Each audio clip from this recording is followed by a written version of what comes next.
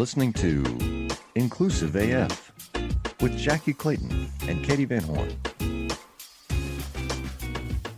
Welcome to the Inclusive AF podcast. I'm Katee Van Horn.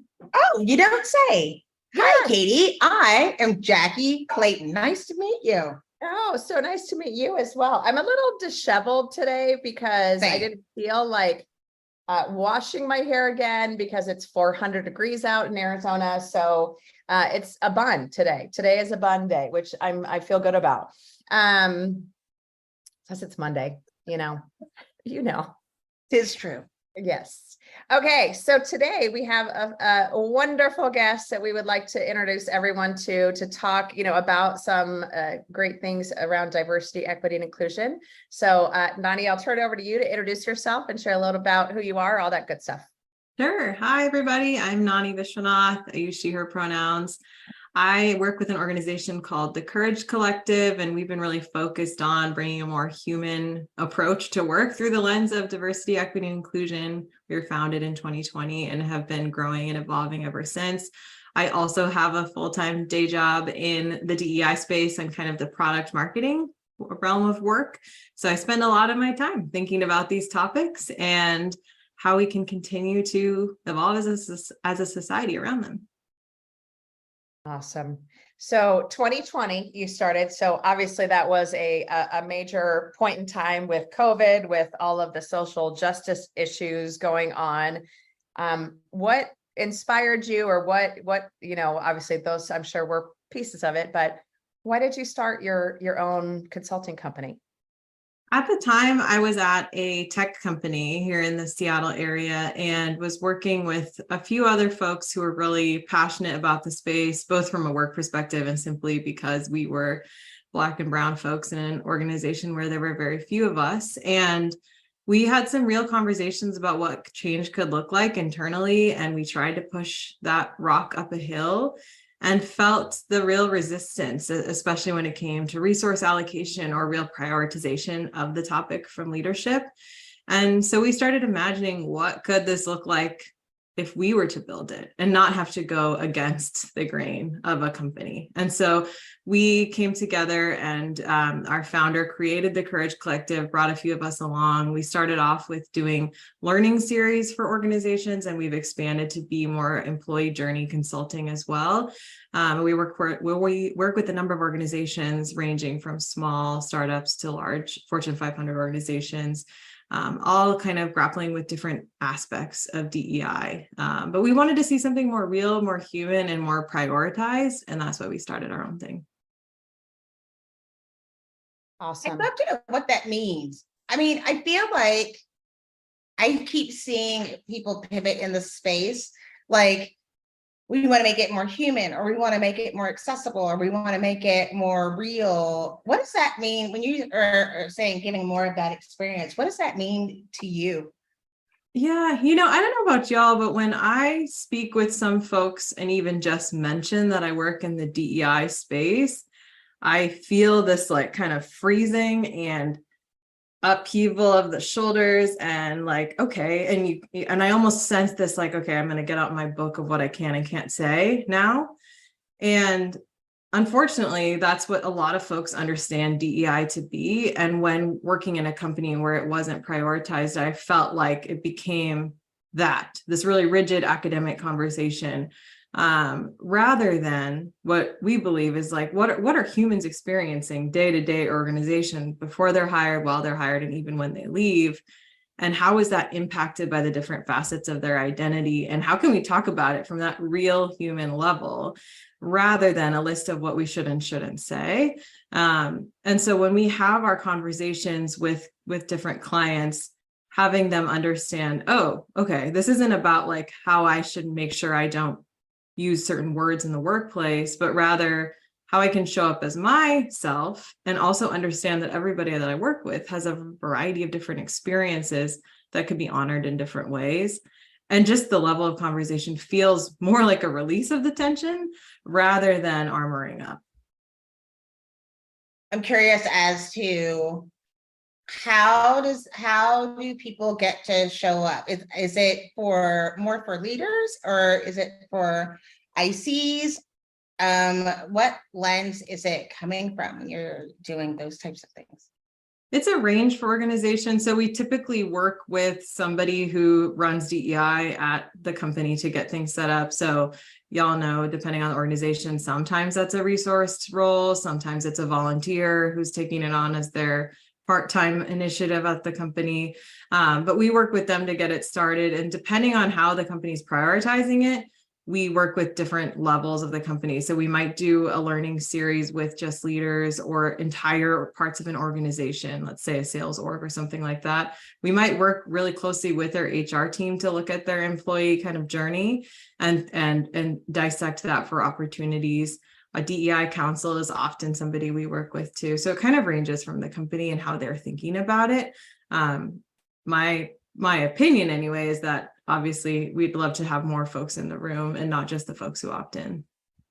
Yeah, if somebody said, oh, you can work with our volunteer person, I think I'd have to say, sure. Yeah. Wait a minute. Yeah, You're exactly. paying me, but you're not paying a volunteer so that I Totally. can give a volunteer more work. I'm getting paid, but you're not paying the volunteer. 100%. We would maybe put a flag up. I don't know where the flag would go or if anybody would see it, but a mental note. It's like, I think that probably tells you where to start, right? Like 100%. what's going on. Yeah. And as a consultant, we can say, number one, pay your people. Show compensate hand, them. right? That's the beauty of consultants. Yes. And trust me, I hired Katee as a consultant to say the things like I can't say. Totally. To my peers, because the message is the same, but it hits different when it's someone who can leave. It's so true. It's so true. Yeah. Well, I think there's also a different level of honesty from employees about what their actual experience is. So, when you're talking about the, employee life cycle, the employee journey, that type of thing, you do have a different level with an outside consultant of what folks will share, I think. Because I've, been inside and outside doing these, this type of work, and the outside consultant, I feel like just gets a different level of honesty, or, folks feel more brave in sharing. But I think the most basic tenets of, pay the folks that are volunteering, because usually those are folks from marginalized or underrepresented groups. So stop taking advantage, is a huge piece. So what gets you up in the morning? What do you get excited about when you think about this work? I think it's, for me, those moments where whether it's in a training, whether it's in a one-on-one conversation, whether it's through hearing what we've heard back from thought pieces we've written, when somebody says, I feel seen by this, or I feel heard by this, or I thought I was alone in this and I'm not. To me, that's truly what gets me out of bed. My own personal mission statement is around empowering the voices of the unheard, or elevating those voices. And to me, it's always thinking of what are the experiences, perspectives, voices in this room that have not been heard, and how can we make more space for them? So that brings me energy every day. Awesome. I bring that up because, I think we are in this moment, and you mentioned this prior to us starting to record, this kind of moment of, I don't know if we want to call it reckoning or rebalance, whatever you want to call it, where so many companies are saying, well, maybe it's not that big of a deal for us to focus on DEI, or maybe we don't have to have resources allocated to DEI. And, I think it is such important work, and, how we become more passionate about it is so critical. But would love to hear your thoughts on that topic. The fact that so many companies are pulling back on the commitments that they made in 2020, 2021. What are your thoughts on that?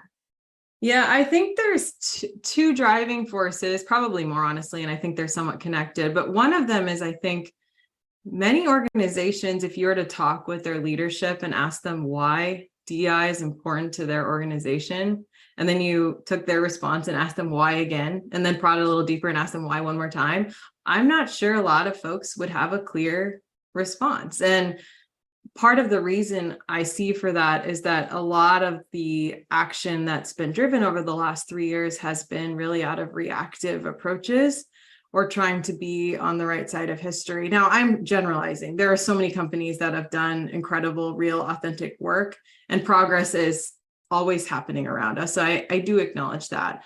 But from a grand scale, just an observation is that there was a lot of fear-based action that happened in 2020 of how do we make sure our company has a statement that we can pull out, or we can say that we're doing the right thing.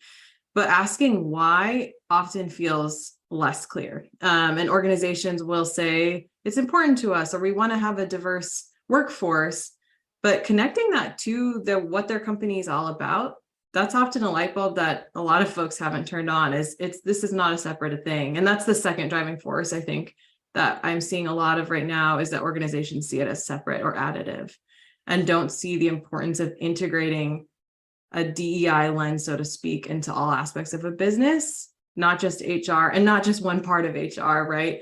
But everything. And I think that's why it gets relegated to these surface level topics like, okay, we'll show up for cultural moments or heritage months and we'll do one training a year, or maybe we'll have a speaker come in and talk about a topic, and that's it stays there. And is it a deeply integrated part of the work? Welcome, change agents, to your go-to place for stories that ignite your spirit, fuel your purpose, and connect us all. We believe in the incredible power of the human spirit, its boundless resilience, and the inspiration it brings to our lives. On the Driving Change podcast, we'll journey together through the extraordinary yet very relatable experiences of some of the most amazing people on earth. Our mission? That through these stories, we might just spark change within you and awaken a newfound motivation to harness your unique gifts to make a real difference in the world. So get ready to be inspired and join us on this incredible adventure. You can find the Driving Change podcast on Apple Podcasts, Spotify, iHeartRadio, or wherever you love listening to your favorite podcasts. Jackye, you're on mute. It was so great, and I lost it. No, just kidding. What I was going to say was, Nani works at your day job, your other job at REI has done an amazing job, unlike a lot of organizations. And this is something that we don't hear a lot about outside of this movement, but I've seen more readily, is allowing people of color being themselves without being some stereotype of what that means. With REI, it's like being outside. I was cracking up because my son plays Magic the Gathering, right? He's this young brown boy who plays Magic the Gathering, and he dorks out on Magic the Gathering. And Love it. I saw this guy the other day, he was like, on TikTok, that was like, I don't play spades, but I play Magic the Gathering. And he's like sitting with all these other Black people playing Magic the Gathering. And so it's like, these are things that we haven't seen, or a lot of people just being allowed to be themselves, that has come out of that movement, where I don't know, I don't think we've talked a lot about how that transition has occurred. And I was curious if what your opinion is, or have you seen anything like that as you've been building these new initiatives, or in working with other companies, where it's not just because it came out of fear, but it's still evolved. As much as we're all nervous about where it's going, there's so much evolution that's happened in the last couple of years that still is worthy of discussion. Oh, hugely. Yeah, absolutely. Would agree with that. I think the companies where I'm excited is where we're not stopping at let's be less problematic, but rather what are we building? What's future forward? And what does that look like that's more innovative and brings in a variety of perspectives, and to your point, stories that are not often heard? I think that's what's exciting. But I think a lot of organizations stop at let's not do these things. But what's ahead of that? And how do we keep people motivated when you don't have that hopeful future to look forward to? Rather than, okay, we're going to do a training so that people aren't experiencing bias in the recruitment process. Instead of stopping there, could it be, what does a really inclusive recruitment experience look like? Let's throw away everything we do and let's just dream for a little bit and iterate and think about what this could look like. What are those things that you as a candidate, based on your own experience and identities, had gone through that you think, this didn't make me feel welcome, included, or have a sense of belonging? Let's reimagine it. I think that dream state is needed. And unfortunately, not a lot of organizations are embracing it. I think it's getting to the point where it's like, I think initially it came out where there was so much that we didn't realize that people weren't getting the same messages. They didn't realize what was going on in certain instances. But now it's like, it's twofold. If my organization is trying to do all of these things, regardless of my background, what does that mean for me as an individual contributor before the whole organization? Because like some of people in their effort of being inclusionary make their place of work a very uninhabitable, lonely, cold place with everybody running around all excited and happy, except for the people that are underrepresented that still feel that way. It's another acknowledgement. And I'd love to, I'm just sharing, we're just having a conversation. That's what's on my mind today, I think. I hear you. I mean, I've seen that firsthand where folks, well-intended, I literally saw this at an organization, had a list that is called words to avoid, and are in a meeting with a few folks of color. And somebody said one of these historically outdated terms that if you looked it up would realize it had a problematic origin. And in the meeting is like, this is a word you shouldn't say to this person of color. And it just to me is like, so shows us what we're doing wrong is just by going by that philosophy rather than thinking about this whole experience of this person being in a room where they are the only one or one of the only and experiencing so many other things that may be problematic or hard or barriers, and yet we're focusing on this as the sense of belonging, as this one way of thinking. So I just think we lose sight of that a lot, the real lived experience. I think there is part of the work. Maybe it was Maya Angelou that said words were the only thing that's ever driven change, and putting it within the tapestry. The words to avoid isn't even the point, right? That's like Exactly my mom saying, don't touch that, it's hot. Right. Without explaining about heat, skin, blisters, scarring, like all of those things. Otherwise, I may not have ever made a s'more if you just said fire's hot, like precisely. The impact of it's not enough. You have to go one click deeper in that investment. But I appreciate where that makes me so uncomfortable. It's like if you walked into a room and said, don't say anything. Katie's coming in. She's Catholic. So don't say anything about birth control. She'll be really offended. So we all just sit there quiet around Katie. Hi, Katie. And good ideas and forward thinking and collaboration don't happen when everybody's so afraid to even speak. Right. So, yeah. I just listened to an interview Megan Rapinoe was giving with Glennon Doyle. And it was really, really interesting because one of the things that she talked about is on the team, they discussed the fact that, for so long it was teamwork, and not recognizing the individual. And they have really shifted how they think about the team to say each one of us is an individual that brings up, different things, within, who we are. And Abby Wambach also was, on the podcast, of course, and she mentions I remember speaking in front of a group and saying, I'm a little slow. So Mia Hamm has to, pick up, and Mia pulled her aside and said, don't ever do that again. Where you have, deficiencies or, things that maybe aren't as great, that's where I come in and vice versa. And that's how we balance each other out. But we're all great at our things. Mm-hmm. And so looking at the individual. And so, to have a list of these, the words you can't say, that's it's a little bit odd, but that really doesn't get to belonging in any way, shape, or form when you can't be individual. To be fair. Yes. In Waco, there are people that need a list of words to avoid. Fair. That's fair. So you can't, I live in the big brass buckle of the Baptist Bible Belt. And I can tell you, they need a list before they walk in the room. And I ain't even mad at it. Saying words like Texas A&M or UT could get you hurt. There are some environments that you might not I will give a prime example. And this was really, I was shocked that I didn't move, and I'm shocked that I'm still here, but that's a whole nother day. It was called Rainwater. It's a rainwater project, and it's one of the DEIB initiatives. You might have heard of it, but it was talking about like, where is the problem? And the problem's in the rainwater. Mm-hmm. And so within the group, it is very diverse on purpose: age, race, gender, very, very specific, sexual orientation. But the trainers came from, like, I think, Indianapolis. And number one, they did kept mentioning University of Texas, and people got very offended because this is Texas. I mean, people were very offended, but we all kind of giggled and got over it.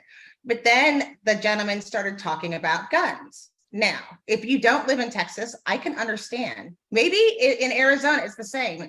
But he was saying, like, I couldn't believe the person had a gun. And there was silence in the whole room. Now, everybody was there to learn about DEIB, right? Everybody had the same piece, like, we understood the class. You had to be selected into this class. And so you could think that there was at least a part of curiosity where there wasn't going to be automatically, but the room was silence. And it was the sheriff. I don't think the trainer knew that the guy was the sheriff in the room, but he finally said, "You're in Texas, son." And everybody just started laughing. And then people were like, "I've got a gun in my boot." "Oh yeah, I've got one in my pocket." Like, if you're offended by that, you might not be in the right place. And so there is an amount of where you are. I think corporations are different. And that's the balance. And that's what I was going to ask you, is the difference between your initiatives internally at your own company versus things that are happening outside the company. Like if you're working with a nonprofit or something outside of a corporate entity that's full of volunteers, does your message change? And if so, how would it change? So the question is, if we're working with an organization we're consulting with versus otherwise. Yeah, I was just wondering, like, if the things that you implement at a corporation, do you see the same things at nonprofits, or does it vary by size? I think it really varies depending. Size can play a role, but I think just the culture of the organization is the driving force, whether it is a corporate entity or a nonprofit or higher education institution we've worked with as well. And even then within the culture, and then within the subcultures that we have the opportunity to be with. If there's a culture of we don't say certain things, or we have low levels of psychological safety, people are unable to speak up without experiencing risk or consequence, then what we are able to say has a very different impact than if we are working in an organization where they're upfront and honest and say, here, we know what we know. We know that we're not doing this super well. We know that we've heard from underrepresented folks in our organization that this isn't going well and we need help, and we can be vulnerable about that. Totally different conversation. Yeah, I think it is so interesting because it is DEI. I've had a lot of my friends that do DEI consulting are based in California or on the West Coast. And we've had conversations about what does that look like to do consulting in California versus in Texas, in Arizona, and some of these other places. And I think that the piece that is so critical that, we continue to talk about is meeting people where they are on their journey. Mm-hmm. And everyone is different. And so, yeah, you might be in a room that everyone's carrying a gun or has a gun somewhere close by. And, how does that conversation change when you're talking about inclusion or what, or how do you think about that when you're talking about whatever kind of social justice issue? And I think that's the piece that is so many consultants get wrong, I think, and DEI professionals get wrong, is the one size fits all, period, mm-hmm. End of discussion. And that's, going back to, hey, we're trying to create equality versus equity. And it is just so fascinating to me, that you see the differences of what the approach will work. But I also think that goes to the belonging piece of, if you're truly creating a culture of belonging, Mhm. It can't all be, one size fits all, because then it's going to be exactly what it's been for hundreds of years in corporate America or wherever, organization you're in. So it's just interesting. Yeah, it's very true. Every organization and even smaller parts of each organization have to have their own approach, their own math, and own what they need to undo as well. I think that it all varies. And you've seen companies take the playbook, right, of saying, okay, got it. On one unconscious bias training, we're going to set up ERGs and we're going to do a calendar of cultural holidays every year. Done and done. And it's so evident it doesn't work that way.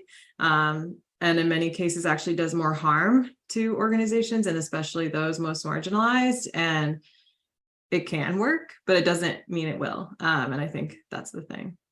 I think so many people expect that. Like, that's the thing that's scary. So you might have heard me say before, like, the future of DEI is not Googleable. But I can't tell you how many times, like you're saying, like, that's the playbook. Like, I think that's the Chat GPT, how do you implement a diversity program?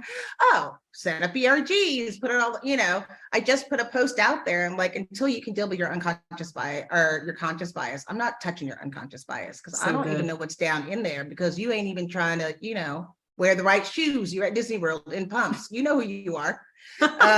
So we are even ready to deal with those other things. But at the same time, what's great about the collective is that there are so many voices that you can try it out. Because the other thing is, it's changed. Like, I used to think of courageous conversations of being able to say, I'm a practicing charismatic Christian at work. Like, that's courageous. But now it's like, just to be able to say, I don't think I'm being paid fairly.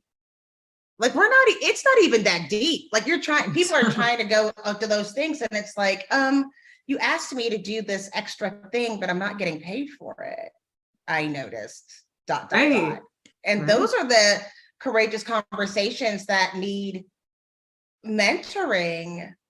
I would like to know, what have you seen? Has there been any new innovative things that you've been talking about? I talked to somebody today about they were talking about reverse mentorship with having people. And then I was like, okay, but what does the person from the underrepresented group get out of that conversation besides exploited for free? Like, it just felt, because I'm still a Black woman. Like, when I have these conversations, I start out being very professional, but sometimes I'm like, I would be so mad if somebody asked me to do that for these reasons. But I got I see where it could go. Totally. Once again, another click. So I'm wondering, have you seen any innovative things that maybe we haven't seen in every DEI playbook that you think are worth looking at? I'm really interested in conversations right now around the quote unquote future of work as it relates to companies thinking through this hybrid, remote, in-person work, and how DEI can be such a part of that conversation. Often is not, but organizations that are purposeful about why they want to bring people together in person and when, and really considering the impact on different identities, whether it's parents or caregivers that have a totally different need in terms of their schedule, or doing less of we're all going to get together at a bar when the folks who don't drink for whatever reason, or maybe are neurodivergent and that kind of atmosphere is challenging for them, or potentially they just are an introvert and that's not going to do it, right? There's so many reasons why folks don't like to socialize that way, but it's such a common part of corporate culture.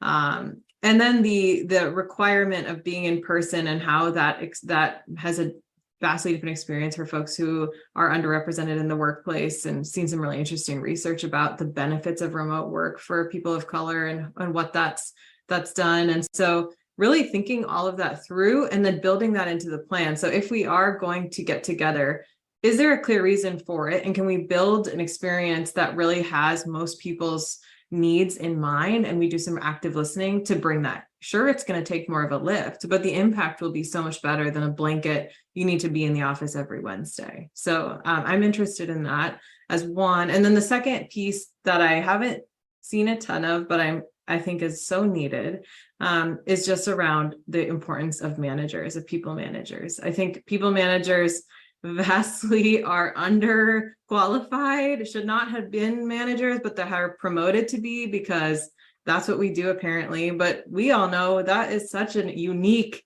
skill set that so many people haven't had the opportunity to develop, or maybe don't want to.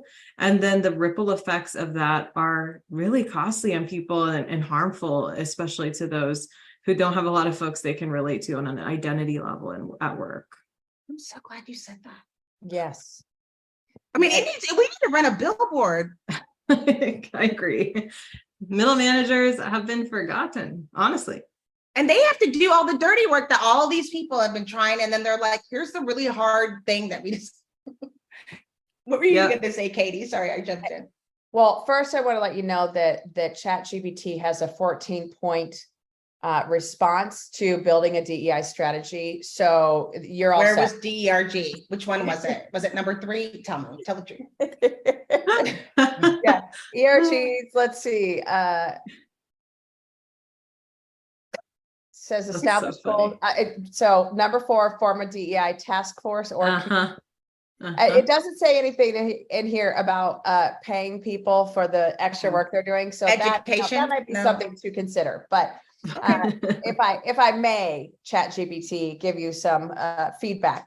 But what I was going to say is, I think it's also just those frontline managers. How many organizations have you walked into where it's, oh, we have a leadership training program that, you know, once they're a lead, once they're a manager, once they're a senior manager, director, on and on and on, this is the training, this is what they learn, these are the skill sets that they pick up. Almost none. Like most companies, it's just, you're a leader now, good luck, hope it works out for you, and no training, no anything. And it is a skill set that your best engineer might not be your best manager. Shocking. Right. I know. Right. I don't know if I should work with people. Some people in HR shouldn't work with people at all. Amen. Yes. Agree. To be clear, like you just don't even need to come out. But like, I'm glad that you said that. We were talking about, so we're working on internally, I work at Textio. And one of the things we were talking about is our inclusion council. What should we do to change it? And I was like, why don't we do it like they do at other organizations where you have specific rules with Robert's Rules of Order, all these things. And I was like, you know what?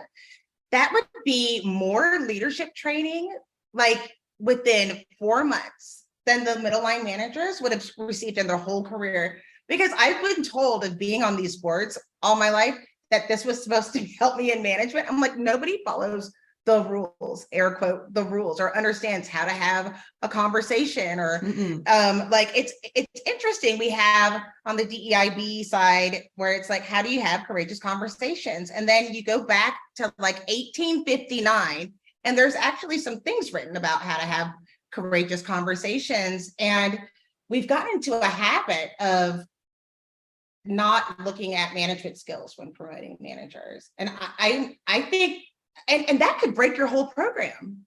Oh yeah. Yeah. That could break your company, right? That could break your company.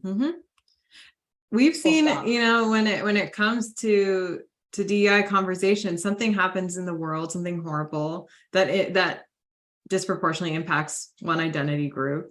And then a person of that identity group goes to work and their manager, A, doesn't say anything or acknowledge the moment, or B, says something crass.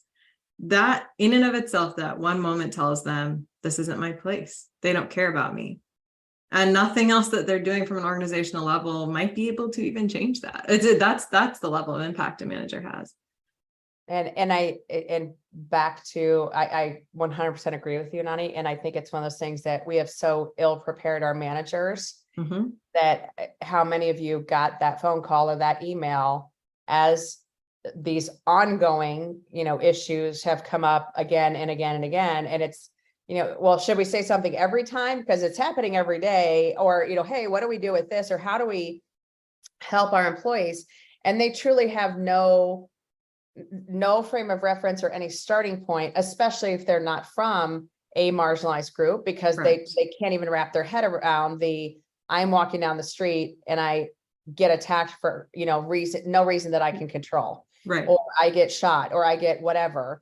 And we have not done a very good job. We haven't done any work really around preparing our leaders for those conversations, just to check in and say, what do you need? How can I help? Or just, I'm here, Yeah. whatever that might look like. Even just acknowledge, I recognize this thing happened. That's going to have different levels of impact on you. Do what you need to do, or here are the resources that we can help you with. We've seen a lot of companies want like templates for these kinds of events, and you just can't templatize empathy. Right. And there's new things. Like, I feel like, again, I live in Texas, but like my friends in Arizona and Texas and Florida, like we've all been held hostage as a full state. Like, what are you supposed to say right now in Texas? It's every day. It's like, just put us on the prayer list and I'll get to you like next election, because it just keeps getting bad or worse and worse. But I will tell you, it was my boss, and I was trying to be, and you get used to it. Like I always say, I've been Black all my life. So all these things have happened. I'm not necessarily expecting kindness or empathy. Is something that has not been my experience. And so many other people, it's not their experience, and it can catch you off guard as well. I do think it's so important to say something, but I was trying to talk to my boss, Karen, and she was like, it was right after, it was like the Black History thing in Florida. And knowing that doing DEIB work for all of us that are doing DEIB and seeing the attacks on DEIB was like, I have no idea what you must be feeling right now. And I just broke down. Like I was not even going to deal with that feeling or emotion, but just to acknowledge it also made me acknowledge what was going on in my shoulders that day, or feeling about my own existence and how do I relate. And I think so many of us doing that work right now are all really tense and stressed. And it feels like we're all going to be, I don't even know what's going to happen. It feels it's scary. There's no better word for it, because I feel like all of us are going to be doing illegal work soon. Like, I feel like we're all going to be doing, because that the decision's already been made is what people don't realize. And so it's up to people being strong. We are the variant in these situations. But the attack on DEIB has been very clear. The gauntlet has been thrown. We know where that's going. There's not a lot that we can do except for staying strong and supporting each other. And so I'm glad that you brought that up. It's so important to let people know that you recognize those things and can acknowledge, because it's going to get worse before it gets better. We keep saying that, thinking, but could it really? And then we're being completely blown away. And none of these things should, as soon as you say, I'm not shocked by anything, something shocking comes out. I know. It's so true. And that's a powerful story of you with your manager. I think just that simple belief, like I can be human here. I didn't even know I could. After a school shooting last year, I sent an email out internally. I sent a newsletter and at REI, and I just acknowledged it. Like, I'm a parent, and other parents and caregivers, I know your mind is nowhere near work right now, and everything in your body wants to just like run and grab your children and hide. And like, I get that. And somebody wrote back to me and they're like, I've been in a workshop all morning and trying not to cry, just like, thank you for saying something. And, just a simple acknowledgement of that human experience.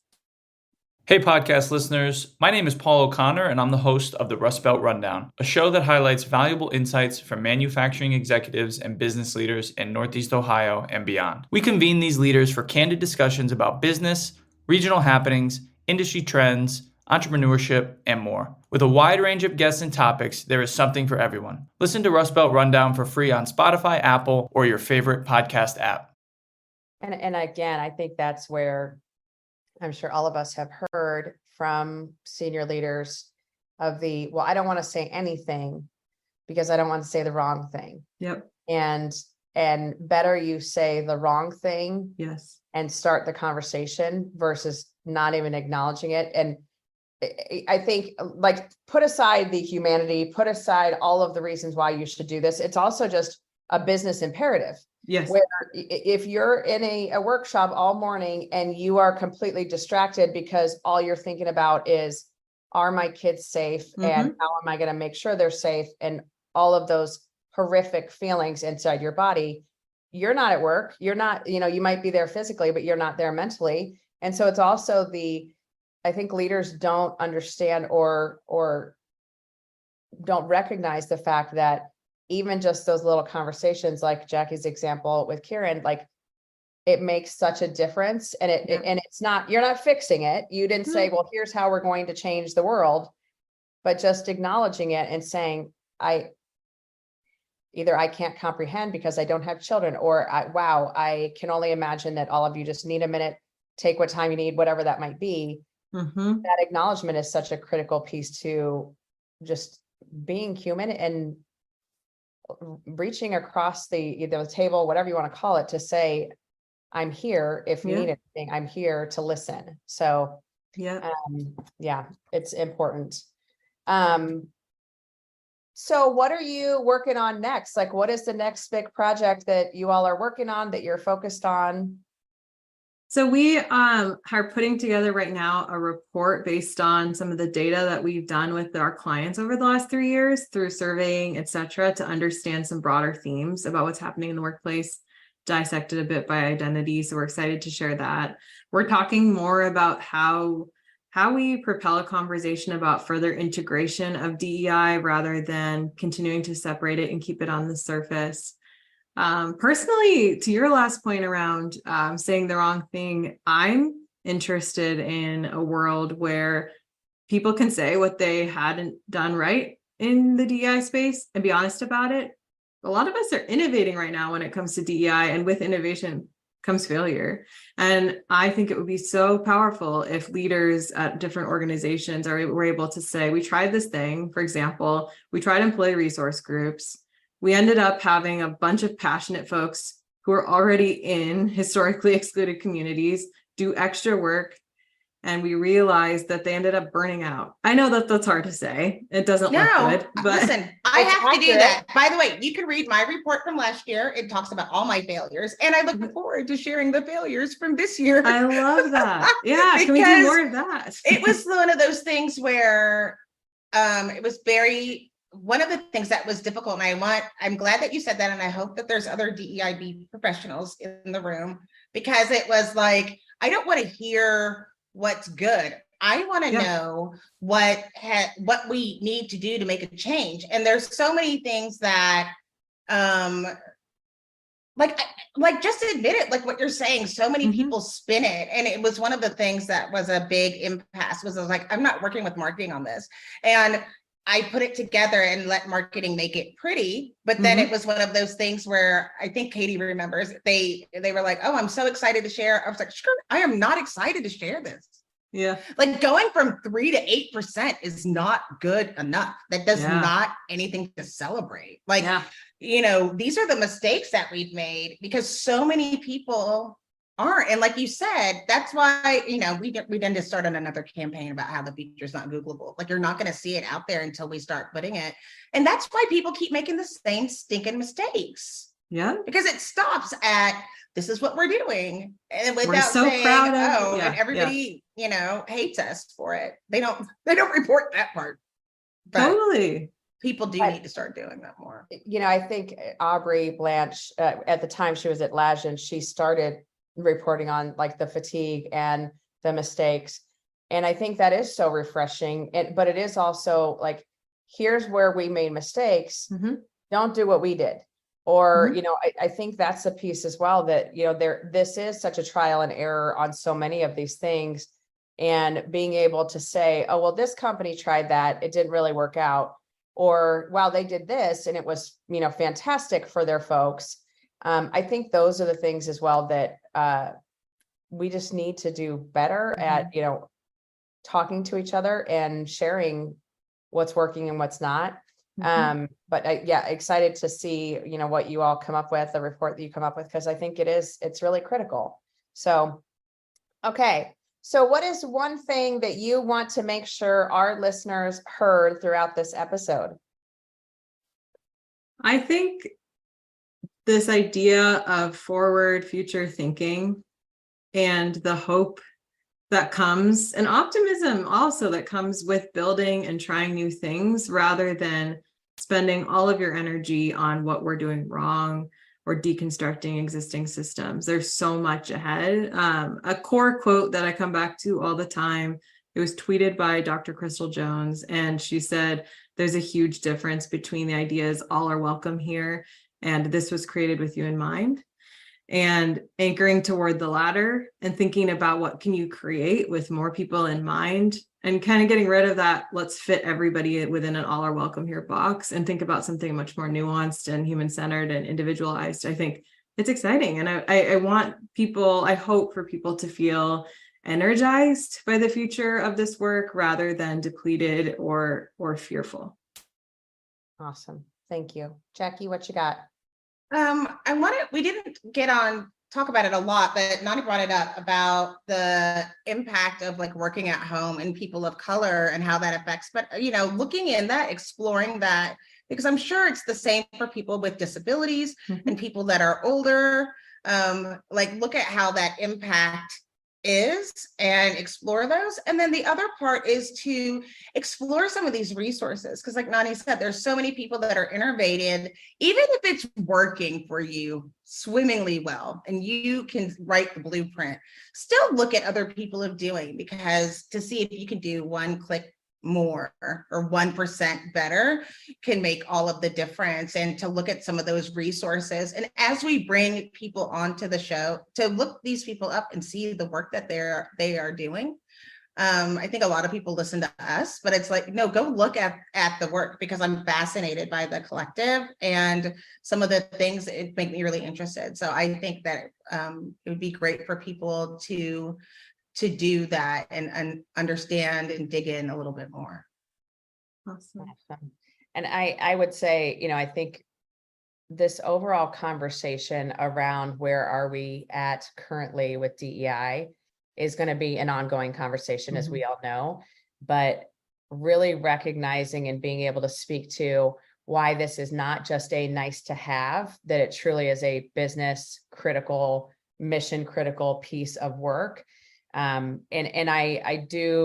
have a very dear friend of mine, and anytime I get down on this topic and am frustrated, she reminds me that the things that are happening currently are those last holdout, those absolutely, we don't have any other options. So we're going to just do everything we can that's just destructive and horrible to hold on to power.